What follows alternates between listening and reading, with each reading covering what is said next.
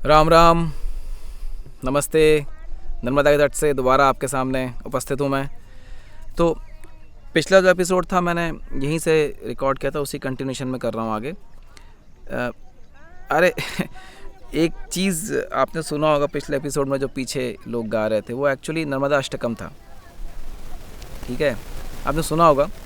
सबिंदु सिंधु सुस्खल तरंग भंग रंजितम द्विशस्तु पाप जात जात कारी वारी संयुतम कृतांत धूत काल भूत भीति हारि वर्मदे त्वदीय पाद पंकजम नमामि देवी नर्मदे चिदम्बुलीन दीन मीन दिव्य संप्रदायकम कलो मलोग हार वार सर्वतीर्थनायकम सुमच्छ कच्छ नक्र चक्र चक्रवाक शर्मदे त्वदीय पाद पंकजम नमामि देवी नर्मदे। महागभीर नीर पूर्व पाप धूत भूतलम वनत् समस्त पापकारी दारिता पदाचलम जगल्लये महाभये मृकंड सूनु हर्मदे त्वदीय पाद पंकजम नमामि देवी नर्मदे। अब ये आप देख सकते हैं नर्मदा अष्टकम कहीं भी जाके, मन किया नर्मदा के बगल में बैठे हैं तो दो चार लाइन मैंने रिपीट कर दी। एक सवाल लोगों ने पूछा था कि भाई, कई बार दो तीन बार एक ही शख्स ने, शायद दो तीन लोगों ने अलग अलग पूछा था, मुझे ध्यान नहीं है, कि भाई आप थोड़े ऐसी चीज़ों के बारे में बताएं जो अप्सरा साधना हो गई, यक्षिणी और ये सब के बारे में। तो मैंने वहाँ लिखा भी था और मैं हमेशा लोगों को कहता भी हूँ कि आप अपना ध्यान निच्च कोटि या निम्न कोटि की साधनाओं में न लगा के देवताओं की तरफ, भगवान के प्रति आप आकृष्ट हुए। क्यों?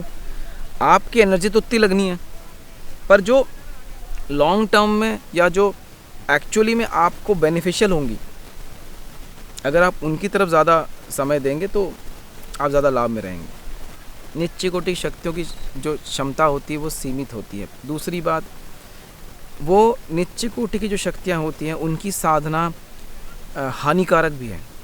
हो सकता है कि कोई वे में आपको कुछ चीज़ करे, लेकिन उसके बदले में जो आपसे लेकर जाएंगी आप सोच भी नहीं सकते।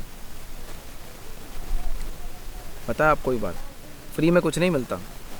देखिए, मैं हमेशा कहता हूँ कि अगर आपको अपनी एनर्जी लगानी है तो जो मुख्य धारा की शक्तियाँ हैं, जो उच्च कोटि की शक्तियाँ, उसकी तरफ ध्यान दें। निम्न कोटि की या निच्च कोटि की शक्तियों की तरफ आप ध्यान देंगे तो ये आप लंबे समय के लिए, लॉन्ग टर्म के लिए आपके साथ उचित नहीं होगा, क्योंकि एक तो इनकी शक्तियाँ भी सीमित होती हैं। दूसरी बात, देखिए देवता का काम क्या है? देवता का काम है देना। भगवान की पूजा ये भी करते हैं। आप जिनका नाम ले रहे हैं ये भी भगवान की पूजा करना चाहते हैं, भगवान की पूजा सब करना चाहते हैं। ठीक है, अब आपने क्या करा, आपने इनकी पूजा, लेकिन आपको क्या लगता है कि अगर कुछ आपको देंगे शॉर्ट टर्म में क्विकली, तो फिर उसके बदले भी तो कुछ लेंगे, पर वो जो लेके जाएंगे ना वो ऐसी चीज़ होगी कि जिसकी भरपाई आप नहीं कर पाएंगे। गृहस्थ ऐसी कई सारी साधना है जो गृहस्थ आश्रम के लोग कर ही नहीं सकते, क्योंकि वो करेंगे तो या तो गृहस्थ आश्रम समाप्त हो उनका, या उनका जीवन ही फिर किसी काम का नहीं रहेगा। ठीक है, हाँ, अब जो जंगलों में साधना करती हैं, जो अघोर तंत्र से साधना करते हैं, उनके लिए इनमें से कुछ साधनाएं हैं, क्योंकि वो गृहस्थ आश्रम में तो रहते नहीं हैं, तो ऐसी कई सारी चीज़ें कर सकते हैं जो गृहस्थ आश्रम का आदमी नहीं कर सकता। अच्छा, इनमें से कई ऐसी निम्न कोटि की शक्तियाँ जो आपके साथ रह जाती हैं, अगर वो रहेंगी तो आप क्या करेंगे? एक बार आएंगी जाएंगी नहीं, आप परेशान हो जाएंगे। आपका तो काम हो गया, फिर वो ठहर जाएंगे, आपके साथ रह जाएंगे, फिर आप क्या करेंगे? सब समाप्त, आसपास के लोग भी परेशान, सब परेशान हो जाएंगे। ठीक है, बड़े से बड़े साधक भी उनको नहीं हटा पाएंगे। तो हर चीज़ का एक प्रोज कॉन्स आपको देखना पड़ेगा। हर चीज़ का एक प्रोज एंड कॉन है, वो आपको देखना पड़ेगा। ठीक है, अब इसमें, अरे कितना शोर आ रहा है भाई पीछे से।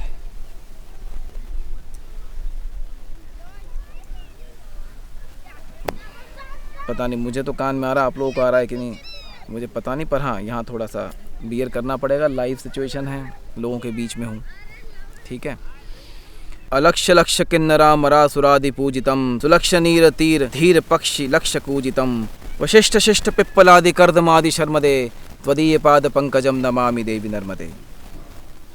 वापस से ये बीच में याद आ गया तो मैंने सोचा कि पढ़ देता हूँ। अब देखिए, निच्च कोटि की शक्तियों में क्या होता है ना कि ये ऐसी, देखिए, अब बहुत सारे नाम मैं लेना नहीं चाहता क्योंकि नाम लेना ठीक नहीं है। अब अगर ये एक बार आ जाते हैं तो ये आपके कंट्रोल में नहीं है। अब ऐसी भी शक्तियाँ जो कान में बोलती हैं, अब वो कान में बोल रही हैं तो आप परेशान हो जाएंगे, क्योंकि वो आपके हिसाब से नहीं बोलेंगी, वो अपने हिसाब से बोलेंगी। आप कैसे हैंडल करेंगे? ठीक है। अच्छा, अगर आप उन्हें हैंडल कर भी लें तो फिर उसकी कीमत आपको चुकानी पड़ेगी भाई। फ्री ऑफ कॉस्ट कुछ नहीं है, कुछ ना कुछ देना पड़ेगा हमेशा। ही प्रकृति है, लेन देन पे टिकी हुई है। आप ऑक्सीजन लेते हैं तो कार्बन डाइऑक्साइड छोड़ते हैं, देते हैं फिर लेते हैं। बिना कार्बन डाइऑक्साइड छोड़े आप ऑक्सीजन नहीं ले सकते। बिना कार्बन डाइऑक्साइड लिए पेड़ ऑक्सीजन नहीं छोड़ता, वो भी लेन देन। सब कुछ लेन देन पर टिका है सृष्टि में। बिना लेन देन के सृष्टि में कुछ नहीं है। उच्चार प्राण का प्रवाह बाहर, अपान का प्रवाह अंदर। ठीक है। तो इन चीज़ों के प्रति आप कृपया करके अट्रैक्ट ना होएं। ठीक है। इनकी तरफ अगर आप ज़रा सा भी आकर्षित होंगे, आकृष्ट होंगे, तो ये आपको बहुत क्षति करेंगी। आप देवताओं की तरफ जाइए, आप भगवान की मुख्य धारा के जो देवताओं की तरफ जाइए, भगवान की तरफ, उनके चरणों में जाइए, उन पर अपना ध्यान केंद्रित। भले ही वो लॉन्ग टाइम ज़्यादा लें। ये देखिए, ये जो चीज़ें फटाफट रिजल्ट देती हैं, लेकिन इन चीज़ों का मैंने आपको बताया, जल्दी का काम शैतान का। अगर आप वो लंबी तरफ भी, अगर आपको ज़्यादा समय लगता है तो कोई बात नहीं, पर वो सुगठित होगा, वो ज़्यादा स्ट्रांग होगा। गतं तदेव में भयं त्वदम्बु वीक्षितं यदा मृकुंड सूनु शौनका सुरारि सेवितं सदा पुनर्भवाब्धि जन्मदं भवाब्धि दुःख वर्मदे त्वदीय पाद पंकजम नमामि देवी नर्मदे। एक और श्लोक पढ़ लिया नर्मदाष्टकम में से।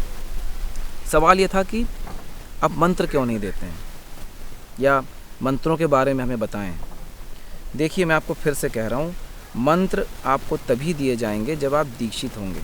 कौन से मंत्र आपके लिए हैं, ये तभी होगा जब आपका किस आचार से, किस कुल में, किस गुरु के द्वारा, और सबसे बड़ी बात यह है कि आपकी ग्रोथ कैसी हुई है। मंत्र ऐसे नहीं होते कि कोई भी मंत्र किसी को भी दिए जा सकते हैं।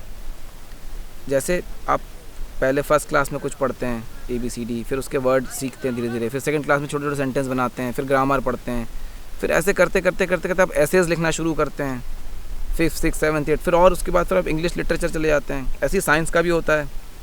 पहले आप छोटी छोटी चीज़ें सीखते हैं, फिर आप फिज़िक्स के लॉज, फोर्स के इक्वेशन सीखते हैं, फिर और भी कॉम्प्लेक्स इक्वेशंस, मतलब मैट्रिक्सेस बनने शुरू हो जाते हैं, बड़े बड़े इंटीग्रेशन और बड़े बड़े डिफरेंशिएशन इक्वेशन शुरू हो जाती हैं, फिर और स्पेसिफिक तरीके से आप काम करना शुरू कर देते हैं। तो क्या होता है कि ये भी एक जर्नी है।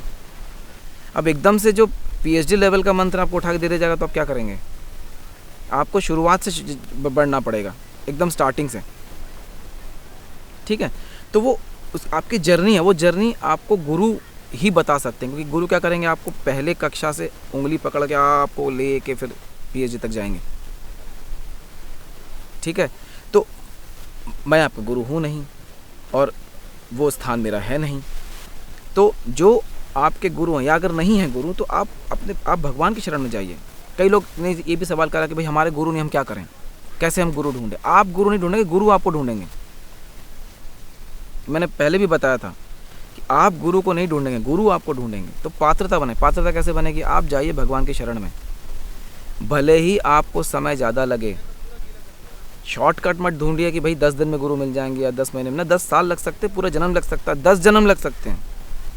मुद्दा ये नहीं कितना समय लगेगा, मुद्दा ये है कि आप कितने सॉलिड रूप में आगे बढ़ रहे हैं। अगर घर का प्लिंथ आप अच्छे से खोद के प्रॉपर प्लिंथ नहीं बनाएंगे तो घर कभी भी ढह के गिर सकता है। तो पहले घर के प्लिंथ को मजबूत करिए, ताकि वो घर जब तैयार हो फिर आप उसमें 4 माला बनाएं, 10 माला बनाएं, फिर उसमें आप अच्छे से इंटीरियर डेकोरेशन करें, जो भी करें उसके साथ। आप समझ गए? सीढ़ी दर सीढ़ी चढ़नी पड़ेगी। पहले पात्रता के लिए काम करें, भगवान की शरण में जाएं, वहाँ से गुहार लगाएं, क्योंकि सब रिपोर्ट वहीं करते हैं भाई, सारे गुरु भी वहीं रिपोर्ट करते हैं जाके, वही आपको देंगे।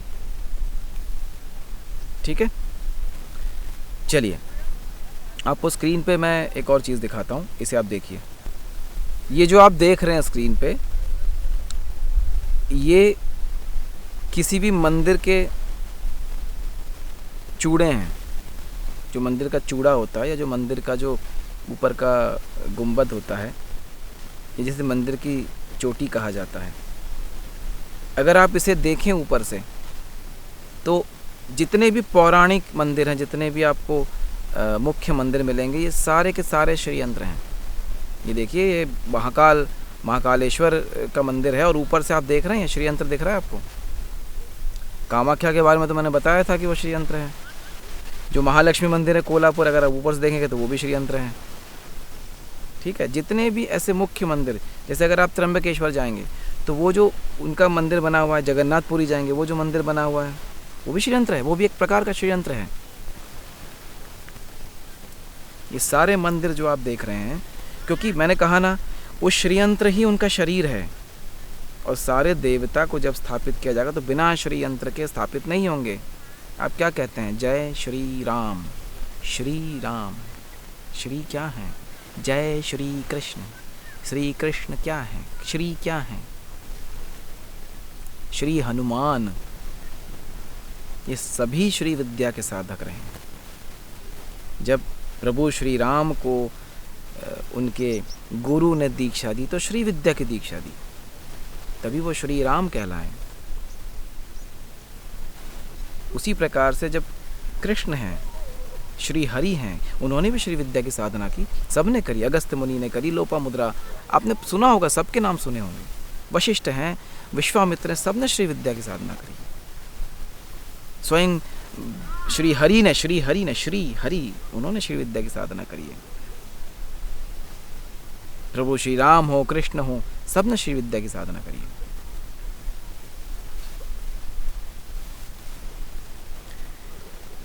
तो आप सबसे पहले तो गुरु के लिए भागने की बजाय भगवान के पास जाएं, वहाँ गुहार लगाएं, उनसे निवेदन करें कि मुझे मार्ग दिखाएं, गुरु दें, या जो भी रास्ता वो चीज़ समझे वो दें। क्योंकि जब तक आपके कर्म नहीं कटेंगे तब तक आपको गुरु नहीं मिलेंगे। आपके पहले वो कर्म कटने चाहिए जो आपको बाधा दे रहे हैं, फिर गुरु मिलेंगे, फिर आपकी जर्नी शुरू होगी, फिर जर्नी धीरे धीरे स्टेप बाय स्टेप शुरू होगी। तो एकदम से मैं आपको बहुत लोग ऐसे मंत्र दे सकते हैं आपको, भाई मैं नहीं जानता वो क्या करना चाहते हैं इंटरनेट पे, लेकिन आप कृपया ऐसे कहीं भी मंत्र सुन के या देख के पढ़ के न पढ़ें। ठीक है, एक तो मैंने पहले ही बताया कि मंत्र सारे कीलित हैं, जितने भी मंत्र हैं सारे कीलित हैं, तो उनका निष्किलन करना पड़ेगा। चलिए, अगर आपने किसी मंत्र को बहुत ज़्यादा उच्चारण भी कर लिया तो हो सकता है उसका 100 में से आपको 1% मिल भी जाए, लेकिन उसके आगे और पीछे के जो आपकी पद्धतियाँ हैं उसमें आपसे दोष लग सकता, गलतियाँ हो सकती हैं। तब आप क्या करेंगे? कोई भी हो, सौम्य मंत्र हो, उग्र देवी के मंत्र हो, सौम्य देवी के मंत्र हो, किसी देवता के मंत्र हो, इवन आप शिवलिंग से जुड़े मंत्र ही क्यों ना हो। ठीक है, चलिए फिर मैंने नर्मदा के किनारे दोबारा से रिकॉर्ड कर लिया। कुछ लोगों ने कहा कि वो अच्छा लग रहा था, नर्मदा के पास आप बैठे थे। वापस से अब घर में ही करेंगे, क्योंकि यहाँ पे क्या डिस्टर्बेंस होता है। बीच में भी मैं कई बार मैंने काटा है, ये लोगों की आवाज़ें आई, फिर कुछ यहाँ पे एक किश्ती लगी हुई थी, वो लोग भी निकल गए यहाँ से किश्ती लेके, वो भी क्रॉस करके गए। तो ऐसा बहुत कुछ हुआ है। चलिए फिर आज्ञा लेता हूँ आपसे, आज का एपिसोड यहाँ समाप्त करते हैं। और मैंने जैसे बताया कि आप चाहें तो लोगों तक फैला सकते हैं इस चीज़ को, अगर पसंद आ रहा है तो। और क्या है कि इन चीज़ों में अगर आप कोई सहयोग करना चाहते हैं तो आप कर सकते हैं। उसके लिए मैंने UPI ID एपिसोड के नीचे लिख दिया है इस बार। मुझे कई लोगों ने बोला, कुछ लोगों ने मुझे अप्रोच किया एक्चुअली, उन्होंने मुझसे बोला कि हम कुछ सहयोग करना चाहते हैं, आप एक नेक काम कर रहे हैं, आप एक पुण्य का काम कर रहे हैं, आप सनातन धर्म की बातें लोगों तक पहुंचा रहे हैं, तो हम भी इसके भागीदार बनना चाहते हैं, हम कैसे बने? मैंने कहा भाई आप लोगों तक पहुंचाएंगे तो नहीं, हम और भी कुछ करना चाहते हैं, हम चाहते हैं कि हम आपको सहयोग करें। तो भाई आप कर सकते हैं सहयोग, आपकी श्रद्धा से जो भी आपको ठीक लगे। ये जो UPI ID आप देख रहे हैं, इस पर आप अपना सहयोग कर सकते हैं। और अगर मुझसे कुछ चीज़ें छूट रही हों, मैं कुछ चीज़ भूल रहा हूँ, तो आप बताइएगा, उसको आने वाले एपिसोड में मैं ज़रूर स्पर्श करूँगा। ठीक है, तो आज आपसे यहीं आज्ञा लेते हैं, है ना। नर्मदा के किनारे पता नहीं अब दोबारा अगला एपिसोड हो पाएगा कि नहीं। सबिंदु सिंधु सुस्खल तरंग भंग रंजितम द्विषत्सु पाप जात जात कारी वारी संयुतं कृतांत दूत काल भूत भीति हारी वर्मदे त्वदीय पाद पंकजम नमामि देवी नर्मदे त्वदीय पाद पंकजम नमामि। देखिए जगत गुरु आदि शंकराचार्य ने क्या चीज़ लिखी, त्वदीय पाद पंकजम, आपके चरणों में चरण पंकज, त्वदीय पाद पंकजम नमामि देवी नर्मदे, आपके चरणों में पंकज रखते हुए मैं आपका नमन करता हूँ। नमामि देवी नर्मदे त्वदीय पाद पंकजम नमामि देवी नर्मदे। ये बहुत ही पावरफुल स्तोत्र है, इसको नर्मदाष्टकम कहा जाता है। सबिंदु सिंधु सुस्खल तरंग भंग रंजितम दुशस्तु पाप जात जातकारी वायु संयुतम कृतांत धूत काल भूत भीति हारि वर्मदे त्वदीय पाद पंकजम नमामि देवी नर्मदे। तदम्बुलीन दीन मीन दिव्य संप्रदायकम कलो मलोग हार भार सर्वतीर्थ नायकम सुमच्छ कच्छ नक्र चक्र चक्रवाक शर्मदे त्वदीय पाद पंकजम नमामि देवी नर्मदे। लक्ष लक्ष किन्नरा मरासुरादिपात आप उसको आगे पढ़ सकते हैं। अब मैं आपसे आज्ञा लूँगा यहाँ पे, नहीं तो एपिसोड लंबा हो जाएगा। राम राम, नमस्ते, दोबारा मुलाकात होगी।